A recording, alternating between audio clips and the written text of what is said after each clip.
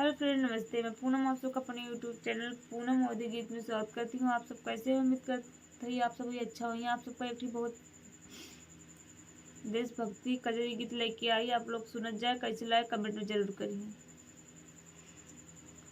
कि कितना देश पे न छवर कैले जान सखी, जान ला जहान सकीना। कितना देश पे न छवर कैले जान सखी, जान ला जहान सकीना। भगत सिंह के कहानी गाँव सब लोग जुबानी, भगत सिंह के कहानी गाँव सब लोग जुबानी। कि राजगुरु सुखदेव के बलिदान सखी, जान ला जहान सकीना। राजगुरु सुखदेव के बलिदान सखी, जान ला जहान सकीना। कितना देश पे नछावर कैले जान सखी, जान ला जहान सकीना। लक्ष्मीबाई मर्दानी रहल झांसी की उरानी, लक्ष्मीबाई मर्दानी रहल झांसी की उरानी।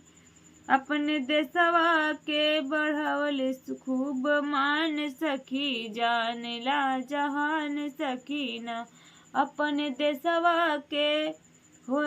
देशवा के बढ़वली खूब मान सखी, जान ला जहान सकीना।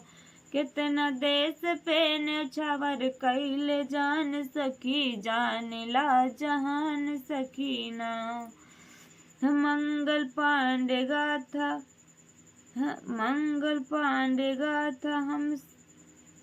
मंगल पांडे जी की गाथा हमसे कहलो न जाता, मंगल पांडे जी की गाथा हमसे कहलो न जाता। पूरे देशवा के उन पे गुमान सखी, जान ला जहान सकीना। पूरे देशवा के उन पे गुमान सखी, जान ला जहान सकीना। कितना देश पे न्यौछावर कैले जान सखी, जान ला जहान सकीना। अंग्रेज के भगाई अपने देश के सिपाही, अपने देश के सिपाही, अपने देश के सिपाही। कि भारत देश के दिवौले समान सखी, जान ला जहान सकीना। भारत देश के दिवौले समान सखी, जान ला जहान सकीना।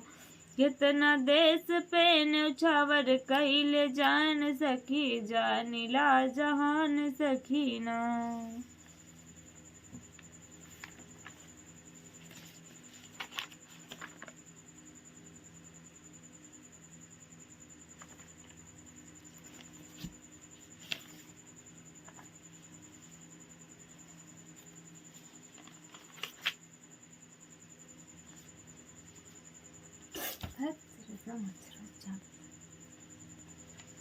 कि जही दीन सीता कहाँ रहलस।